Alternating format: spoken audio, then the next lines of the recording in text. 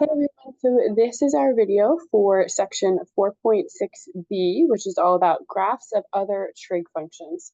You can see our objectives are on the screen here. In this lesson, we're going to talk about how to graph cotangent functions, cosecant functions, and secant functions.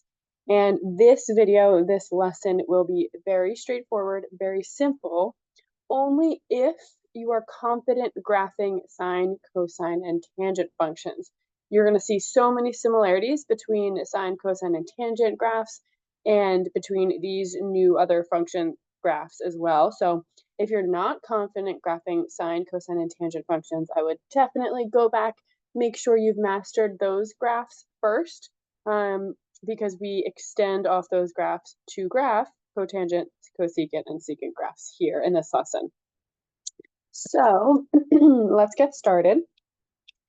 We're going to review here, or not really review, we're going to check out some basic characteristics of the cotangent curve. And you can notice some key features here at the top, and then also what it looks like on the graph. So there's our key features. Notice that the cotangent graph looks very similar to the tangent graph, right? Tangent graph, we know, looks more like this, right? There's our tangent graph over and over. Notice it's very similar to our cotangent graph. The period is pi.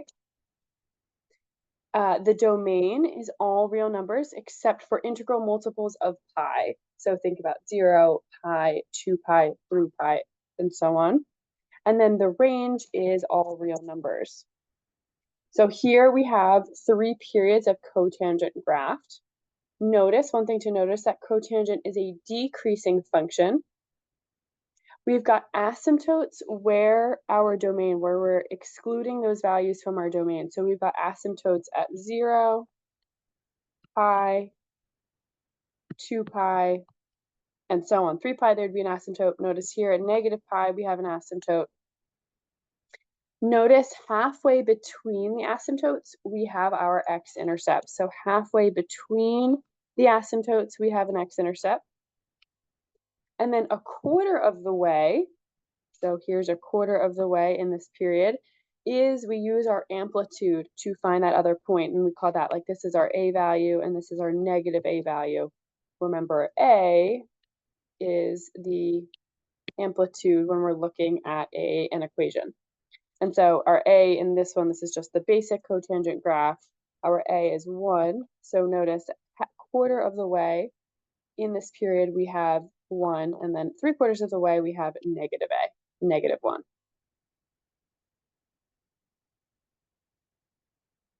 So let's check out some steps in graphing variations of y equals cotangent of x. Here are our steps that will be helpful.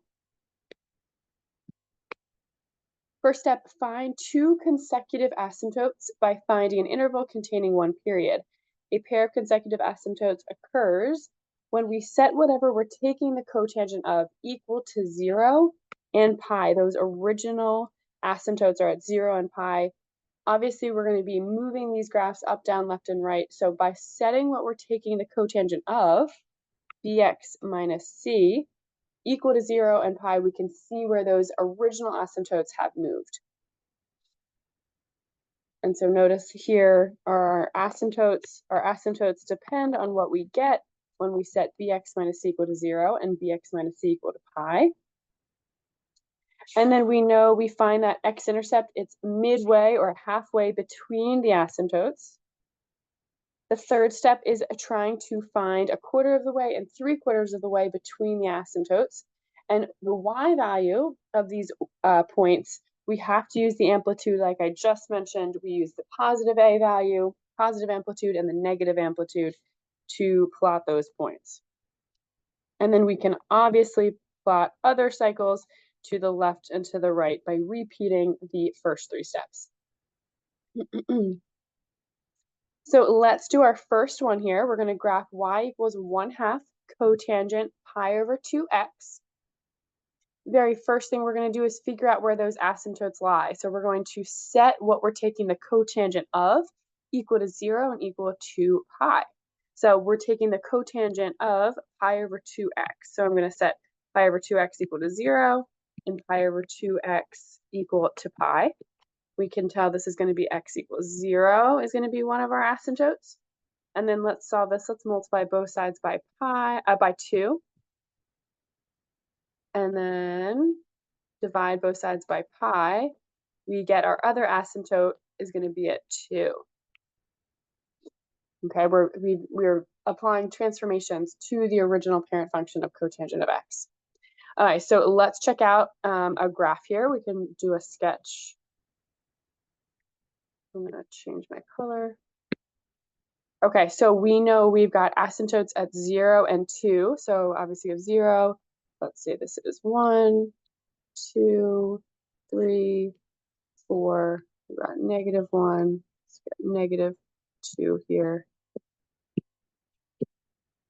And we've got asymptotes at 0. So we'll draw in our asymptotes, dotted lines for asymptotes, and an asymptote at 2. We'll just draw one period for right now.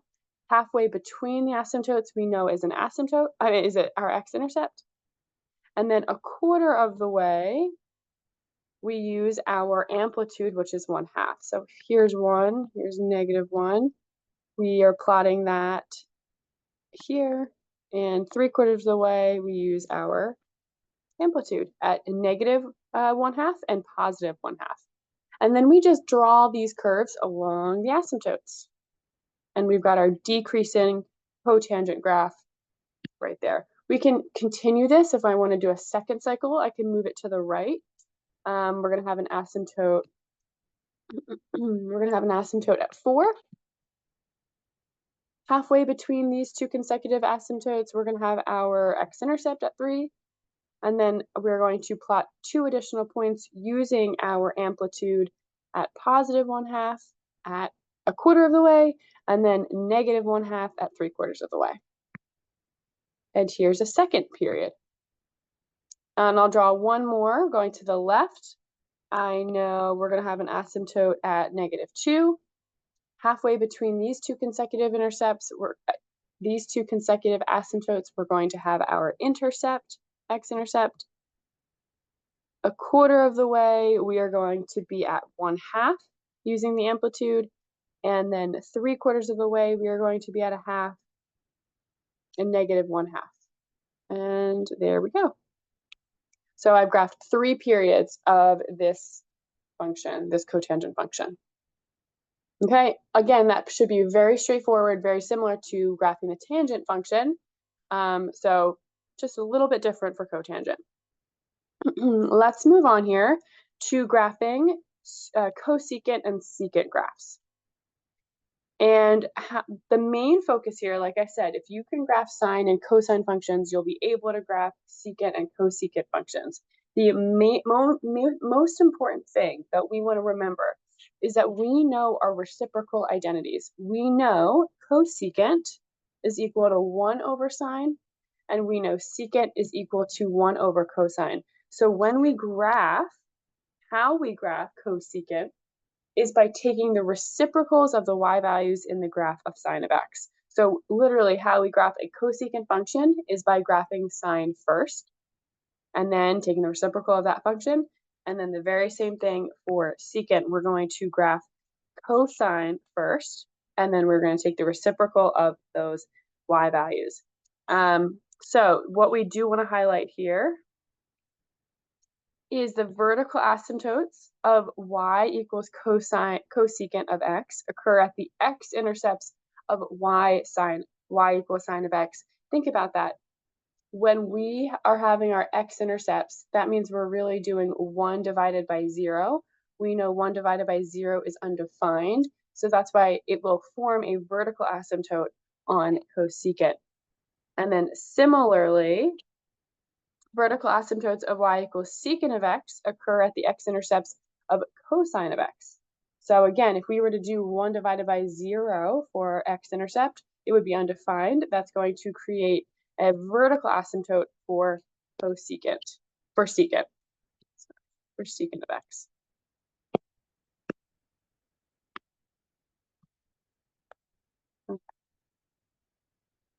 let's check out here some steps.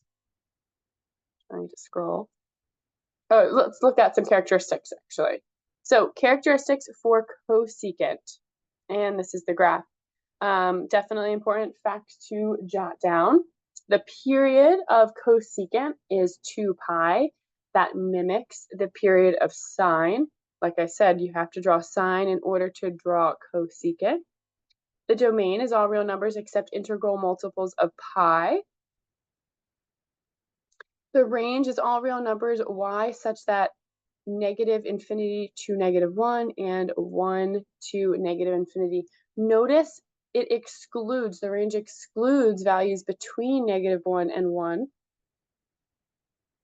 because that's where the sine curve is. So we're taking the reciprocal of the sine curve.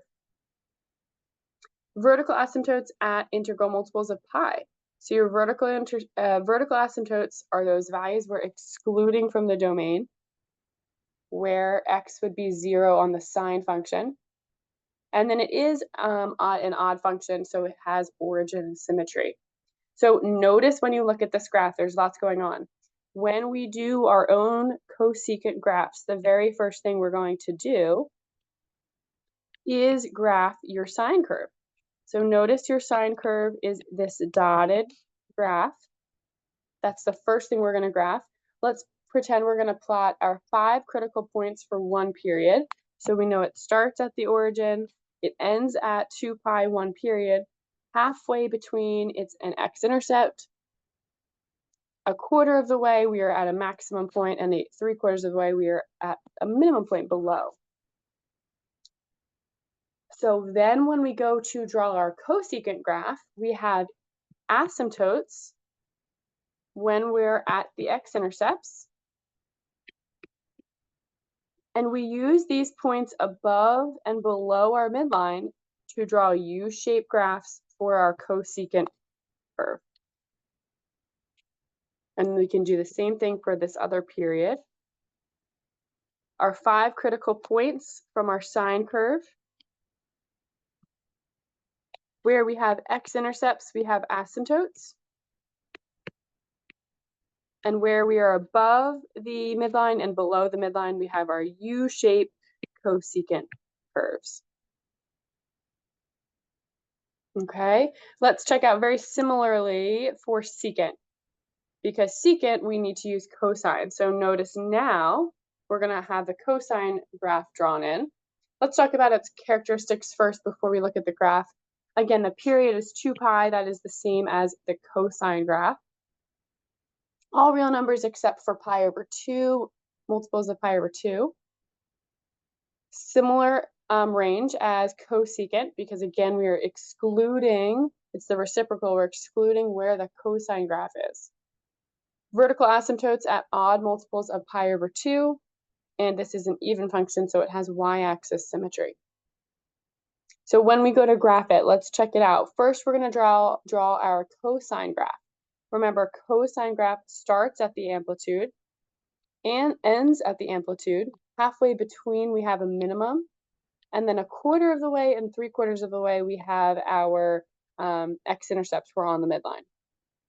So again, where we have x-intercepts, we have asymptotes. So notice now they're at pi over 2 and 3 pi over 2. And where we have our maximum and minimums, we have our U-shaped secant graphs, or below or above or below. Similarly, we could do it for this other period on the left side. A cosine graph starts at the maximum and ends at the maximum. Halfway between, we're at the minimum. And then a quarter of the way and 3/4 of the way, we are on our midline, on our x-axis here. That's where we'll have our asymptotes. And then we use our maximum and minimums to create our U-shaped secant graphs.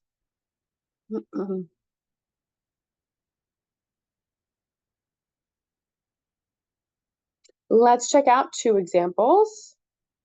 Our first one here is graphing y equals cosecant of x plus pi over 4. Okay, very first thing we're going to do is we're going to actually graph y equals sine of x plus pi over 4. And that we've been doing for a couple weeks now, we are easily able to graph this. We know our period is going to be 2 pi divided by b, which is just 1, so my period is 2 pi.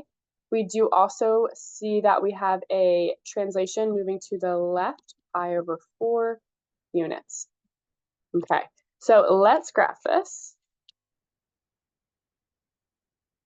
We're going to have, let's go pi, 2 pi, negative pi, and negative 2 pi.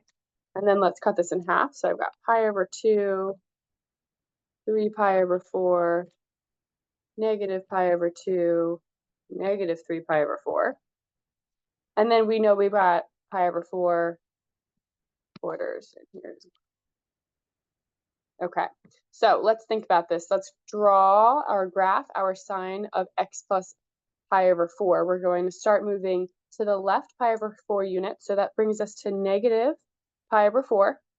I've shifted this whole graph down. I'm still going 2 pi is our period. So that means the sine graph is going to end over here. Halfway between that, we're going to also stay on our midline.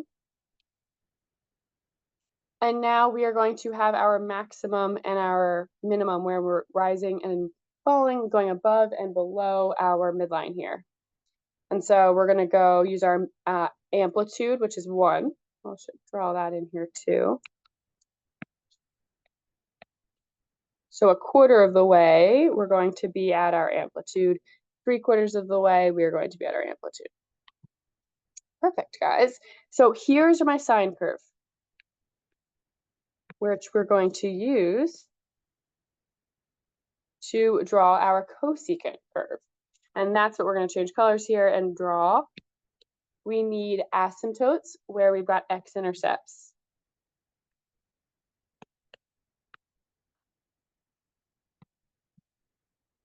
And we need to find our points where we are above the midline and below our midline. And from those points, we go along the asymptotes and draw our U-shaped cosecant graph. And there we have it. There is our graph for y equals cosecant of x plus pi over 4. And that's just one period. We just graphed one period. And let's just do one more, and then this lesson will be over. Let's graph y equals 2 secant 2x. Notice we have a specific domain here between negative 3 pi over 4 and 3 pi over 4. Okay, so first thing we want to do is not graph a secant function. We're going to graph its reciprocal cosine function. So I'm really going to come over here and do graph find the key features for y equals 2 cosine of 2x. So I know my amplitude is 2. I know the period is going to be 2 pi divided by my b value, which is 2. So the period is going to be pi. And then we'll graph this. If I know my period is pi, I'm just going to go to pi here. And I'm not moving anything left and right. Here's negative pi. I'll show pi to 2 pi.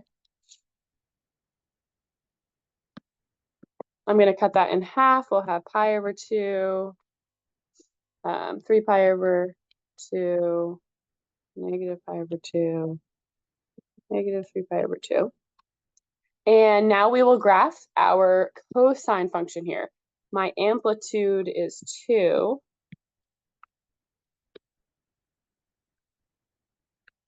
So I know with cosine, I start at the maximum. So I'm going to put a point here at 2. And it also ends at 2 at our maximum. Our period is pi units long, so it's going to stop at pi. Half for a cosine graph, halfway between the maximum and the maxes, we have our minimum. And then a quarter of the way, we have our intercepts. Here is our cosine graph. Do it dotted because that's not really what I'm trying to graph here.